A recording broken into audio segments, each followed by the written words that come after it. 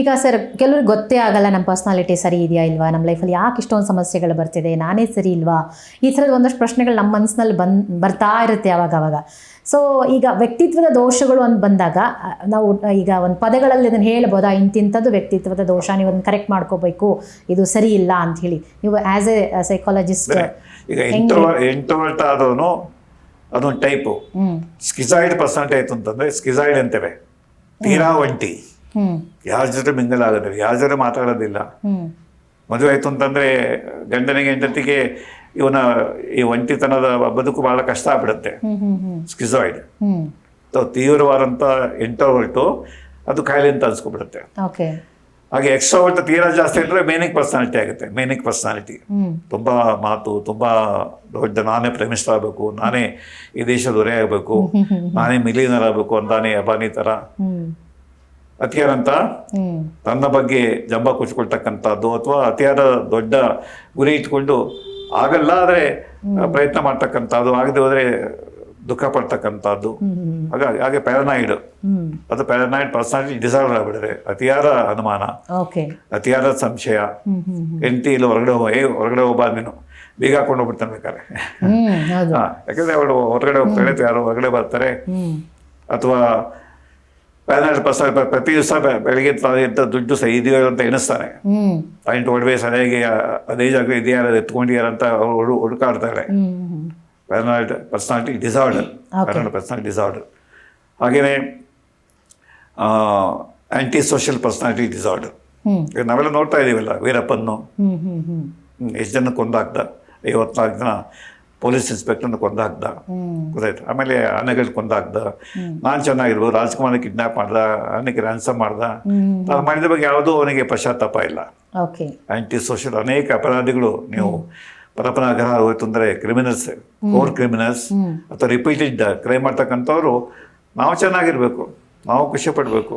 ಸಮಾಜದ ಯಾವುದೇ ನಿಯಮವನ್ನು ಅವರು ಫಾಲೋ ಮಾಡೋದಿಲ್ಲ, ಟೋಪಿ ಹಾಕ್ತಾರೆ, ಮೋಸ ಮಾಡ್ತಾರೆ, ವಂಚನೆ ಮಾಡ್ತಾರೆ, ಯಾವುದೇ ತಪ್ಪಿತಸ್ಥ ಭಾವನೆ, ಸಾರಿ ಅಂತ ಕೇಳಲ್ಲ.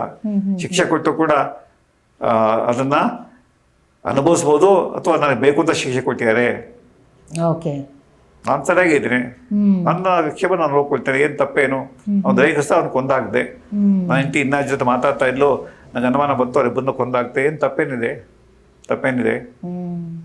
ಈ ರೀತಿ ಅಪರಾಧಿ ಮನೋಭಾವ, anti social personality, dissocial personality disorder ಅತ್ಯಂತ ಅಪಾಯಕಾರಿ ಪರ್ಸನಾಲಿಟಿ ಡಿಸಾರ್ಡರ್ ಆಗುತ್ತೆ.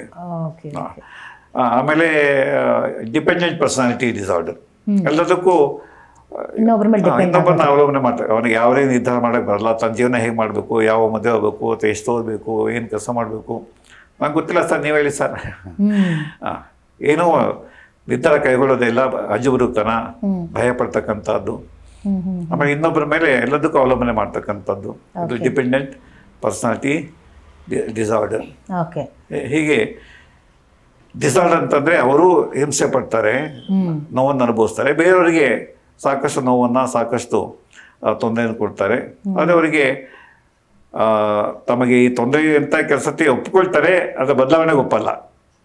ನಾನು ನೋಡಿ ಸ್ವಾಮಿ, ನಾನು ಇರೋದು ಹೇಗೆ, ನೀವು ಬದಲಾವಣೆ ಆಗಿ, ಹೆಂಡತಿ ಬದಲಾವಣೆ ಆಗಲಿ, ಸಹೋದ್ಯೋಗಿ ಬದಲಾವಣೆ ಆಗಲಿ, ಆಗ ಬೇರೆಯವರು, ಮನೆಯವರಾಗಲಿ, ಸ್ನೇಹಿತರಾಗಲಿ, ಅವರಿಗೆ ಸ್ವಲ್ಪ ತಿಳುವಳಿಕೆ ಹೇಳಬೇಕಾಗತ್ತೆ. ನೋಡಪ್ಪ, ನಿನ್ನ ವರ್ತನೆ, ನಿನ್ನ ಮಾತುಕತೆ, ನಿನ್ನ ನೆಗೆಟಿವ್ ಪರ್ಸನ್, ನಿನಗೆ ಧೈರ್ಯವೇ ಇಲ್ಲ, ಎಲ್ಲರಲ್ಲೂ ತಪ್ಪು ರೀತಿಯ, ಅಥವಾ ಪ್ರಪಂಚ ಕೆಟ್ಟೋಗಿದೆ, ನಿನ್ನ ಬಗ್ಗೆ ನಿನಗೆ ಸ್ವಾಭಿಮಾನ ಇಲ್ಲ, ಆತ್ಮಗೌರವ ಇಲ್ಲ, ಈ ನೆಗೆಟಿವ್, ಅಥವಾ ತುಂಬ ದುಃಖ ಪಟ್ಟು ನಾನು ಆತ್ಮಹತ್ಯೆ ಮಾಡ್ಕೊಳ್ತೇನೆ.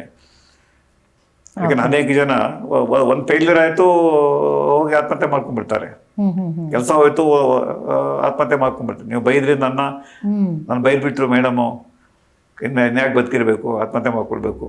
ಅಥವಾ ಕೋಪ, ಎಕ್ಸ್ಪ್ಲೋಸಿವ್ ಪರ್ಸನಾಲಿಟಿ ಇದೆ. ಎಕ್ಸ್ಪ್ಲೋಸಿವ್ ಪರ್ಸನಾಲಿಟಿ ಒಂದು ಸಣ್ಣ ಟ್ರಿಗರ್ ಸಾಕು, ಹಿಂಸಾಚಾರ ಕೇಳ್ತಾನೆ, ಆ ವ್ಯಕ್ತಿನ ಹೊಡೆಯಕ್ಕೆ ಹೋಗ್ತಾನೆ, ಆ ವ್ಯಕ್ತಿಯ ಆಸ್ತಿಪಾಸ್ತಿ ನಾಶ ಮಾಡ್ತಾನೆ.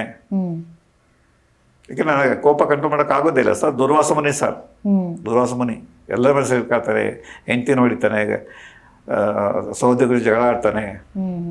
ಸೊ ಎಕ್ಸ್ಪ್ಲೋಸಿವ್ ಪರ್ಸನಾಲಿಟಿ, ಹಾಗೆ ಹಿಂಸಾಚಾರ. ಆಮೇಲೆ ಈಗ ನೀವು ಟೆರರಿಸ್ಟ್ ನೋಡ್ತಾ ಇದ್ದೀರಿ, ಪಾಪ ನಾರ್ಮಲ್ ಆಗಿ ಇರ್ತಾರೆ. ಅವ್ರನ್ನ ಬ್ರೈನ್ ವಾಶ್ ಮಾಡಿ ಮಾಡಿ ಮಾಡಿ they make them aunty social ಅಥವಾ ಜಿಹಾದಿ. ನೀನು ಕೊಂದಾಕು, ನಿನಗೆ ನೇರವಾಗಿ ಸ್ವರ್ಗ ಸಿಗುತ್ತೆ, ಆತ್ಮಾಹುತಿ ಬಾಂಬ್ ಕಟ್ಕೊಂಡು ಹೋಗು, ಟ್ರೈನಿಂಗ್ ಕೊಟ್ಟು ಸಾಮಾನ್ಯ ಈಗ 6 ಜನ ಡಾಕ್ಟರ್ನ ಹಿಡಿದಾಕಿರಲ್ಲ, ಅವರೆಲ್ಲ ವೈದ್ಯರು, ಜನಗಳ ಪ್ರಾಣ ಉಳಿಸೋರು. ಆದರೆ ಒಂದು ಸಮುದಾಯದವರು ಅಥವಾ ಒಂದು ಟೆರೆಸ್ ಗ್ರೂಪ್ನವರು ಇಂಥವ್ರನ್ನ ರೆಕ್ರೂಟ್ ಮಾಡಿ ನೀನು ಆತ್ಮಾಹುತಿ ದಳ ಸೇರ್ಕೋ, ಬರೇ ನಾವು ನಮಗೆ ಮುಸ್ಲಿಮರ ಮೇಲೆ ಬೇರೆಯವರು ಅಟ್ಯಾಕ್ ಮಾಡ್ತಾರೆ, ಅವ್ರನ್ನ ನೀನು ಸಾಯಿಸ್ಬೇಕು, ನೀನು ಆಗ ನಿನಗೆ ಸ್ವರ್ಗ ಸಿಗುತ್ತೆ. ಹಾಗಾಗಿ ಇಡೀ ಪರ್ಸನಾಲಿಟಿನವರು ಚೇಂಜ್ ಮಾಡ್ತೀವಿ. ಬ್ರೈನ್ ವಾಷಿಂಗ್ ಅನ್ನೋ ಪದ ನಮ್ಮ ಚೈನಾದವ್ರು ಮೊದಲು ಮಾಡಿದ್ದು. ಚೈನಾದವರು ಅಂದರೆ ಕ್ಯಾಪಿಟಲಿಸ್ಟ್ ಇರ್ತಕ್ಕಂಥ ವ್ಯಕ್ತಿಗಳನ್ನು ಅಥವಾ ಒಬ್ಬ ವ್ಯಕ್ತಿನ ಅಪಹರಿಸಿ ತಂದು ಅವನ್ನ ಕಮ್ಯುನಿಸ್ಟಾಗಿ ಕನ್ವರ್ಟ್ ಮಾಡ್ತಕ್ಕಂಥದ್ದು. ಬ್ರೈನ್ ವಾಶ್ ಮಾಡಿ ಮಾಡಿ ಹೇಳಿ ಕಮ್ಯುನಿಸ್ಟ್ ತತ್ವ ಎಷ್ಟು ಚೆನ್ನಾಗಿದೆ, ಕ್ಯಾಪಿಟಲಿಸ್ಟ್ ತತ್ವ ಎಷ್ಟು ಕೆಟ್ಟದಾಗಿದೆ, ಅದರ ನಿರ್ದೇಶ ಚೆನ್ನಾಗಿಲ್ಲ, ನೀನು ಕಮ್ಯುನಿಸ್ಟ್ ಆಗಬೇಕು, ನಿಮ್ಮ ದೇಶ ಹೋಗಿ ಕಮ್ಯುನಿಸ್ಟ್ ಪ್ರಿನ್ಸಿಪಲ್ಸನ್ನು ಬೆತ್ತಬೇಕು. ಅಂದರೆ ಬ್ರೈನ್ ವಾಶ್. ಕೆಲವು ಸತಿ ಈ ಥರ ಅತಿಯಾದ ಒತ್ತಡದಲ್ಲಿ ಒಬ್ಬ ವ್ಯಕ್ತಿ, ಸಾಮಾನ್ಯ ಆರೋಗ್ಯವಂತ ವ್ಯಕ್ತಿ, ಸಾಮಾನ್ಯ ಸಭ್ಯನಾದ ವ್ಯಕ್ತಿ ರಾಕ್ಷಸನಾಗೆ ಪರಿವರ್ತನೆ ಆಗ್ಬೋದು. ಸೊ ಹಾಗಾಗಿ ಪರ್ಸನಾಲಿಟಿ ಟೈಪ್ಸು, ಹಾಗೆ ಪರ್ಸನಾಲಿಟಿ ಡಿಸಾರ್ಡರ್ಸು, ಹಾಗೆ ಅದು ಮಿತಿ ಮೀರಿದಾಗ ಇಲ್ಲ ಆತ್ಮಹತ್ಯೆ ಕೊನೆಗೊಳ್ಳುತ್ತೆ, ಕೊಲೆ ಸುಲಿಗೆಯಲ್ಲಿ ಕೊನೆಗೊಳ್ಳುತ್ತೆ, ಅಪರಾಧ ಪ್ರವೃತ್ತಿಯಲ್ಲಿ ಕೊನೆಗೊಳ್ಳುತ್ತೆ. ಹಾಗೆ ಜೀವನದಲ್ಲಿ, ಕುಟುಂಬದಲ್ಲಿ, ಸಮಾಜದಲ್ಲಿ ಹೊಂದ್ಕೊಂಡು ಬದುಕೋದಕ್ಕೆ ಅವನಿಗೆ ಕಷ್ಟ ಆಗುತ್ತೆ. ಮತ್ತು ನನಗೆ ಬೇರೆಯವ್ರಿಗೂ ಕಷ್ಟ ಆಗುತ್ತೆ, ಮನೆಯವರಿಗೆಲ್ಲ ಕಷ್ಟ ಆಗುತ್ತೆ, ಅಕ್ಕಪಕ್ಕದವ್ರಿಗೆ ಕಷ್ಟ ಆಗುತ್ತೆ. ಅವಾಗ ಕಷ್ಟ ಸರ್ ಅವ್ನು ಭಾಳ ರಿಪೇರಿ ಮಾಡೋಕ್ಕಾಗಲ್ಲ ಸರ್, ಅವನ್ನ ಇಷ್ಟ ಬಂದಾಗ ಮಾಡ್ತಾನೆ, ಅನಿಷ್ಟಾಗಿ ಅವನು ಅತಿ ಸ್ವಾರ್ಥಿ ಸಾರಿ ಅವನು. ಓಕೆ. ಆಮೇಲೆ ಸರ್ ಇವಾಗ ಈಗ ನೀವು ಹೇಳಿದ್ರಿ ಪರ್ಸ್ನಾಲಿಟಿ ಇಶ್ಯೂಸ್ ಏನೇನು ಬರುತ್ತೆ ಅಂತ ಹೇಳಿ. ಬಟ್ ಈಗ ನಮ್ಮ ಮದುವೆ ಮಾಡಿಕೊಳ್ಳುವಾಗ ಮೇಯ್ನಾಗಿ ಇತ್ತೀಚಿನ ದಿನಗಳಲ್ಲಿ ಹೆಚ್ಚಾಗಿ ಡಿವೋರ್ಸ್ ಆಗ್ತಾ ಇರೋದು ಒಂದು ಹೊಂದಾಣಿಕೆ ಕಾರಣಕ್ಕೋಸ್ಕರ. ಆಮೇಲೆ ನೀವು ಹೇಳಿದ್ರಲ್ಲ ಈ ಥರ ಪರ್ಸ್ನಾಲಿಟಿ ಇಶ್ಯೂಸ್ಗೋಸ್ಕರ.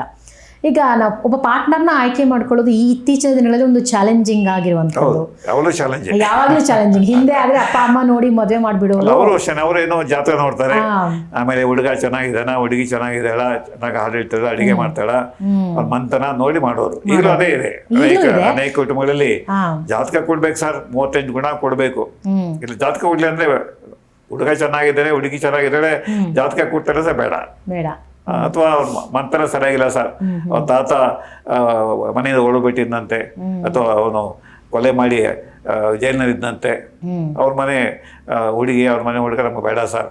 ಅಥವಾ ಯಾವುದೋ ಮನೇಲಿ ಕಾಯಿಲೆ ಇತ್ತು, ಮಾನಸಿಕ ಕಾಯಿಲೆ ಇತ್ತು, ಫಿಟ್ಸ್ ಬರ್ತಾ ಇತ್ತು, ಅವ್ರ ಸಂಬಂಧ ನಮ್ಗೆ ಬೇಡ. ಈ ರೀತಿ ಜನ ಆರ್ಬಿಟರ್ ಆಗಿ ಗಂಡು ಹೆಣ್ಣು ಹೊಂದಿಸ್ತಾರೆ. ಹಾಗೆ ಲವ್ ಮಾಡ್ತಕ್ಕಂಥವ್ರು ಅದಕ್ಕೆ ಬಂದೆ 3 ವರ್ಷ 4 ವರ್ಷ ಲವ್ ಮಾಡಿ ನೀನೇ ನನಗೆ ಬೆಸ್ಟ್ ಪಾರ್ಟ್ನರು, ನೀನೇ ನನಗೆ ಬೆಸ್ಟ್ ಹೆಂಡತಿ ಅಂತ ಹೇಳಿದವರು ಮದುವೆ 1 ತಿಂಗಳಲ್ಲಿ ಡೈವರ್ಸ್ ಹೋಗ್ತಾರೆ. ಈಗ